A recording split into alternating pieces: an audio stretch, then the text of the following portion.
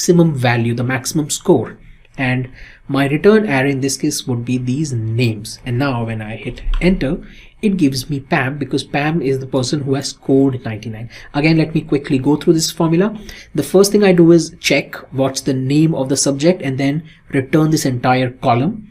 Then I find the maximum value in this column, and then I make that maximum value as the lookup value. So if it is math, I'm looking for 99. If it is, let's say, physics, I'm looking for 94. If it is chemistry, I'm looking for 97. Now I'm looking for the position of 99 in this column. And then when I have the position, I fetch the corresponding name for that by using the XLOOKUP formula.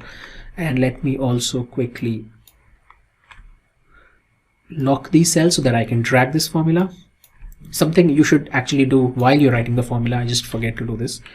And let me copy this formula and paste it here. And then I can copy it here. Okay,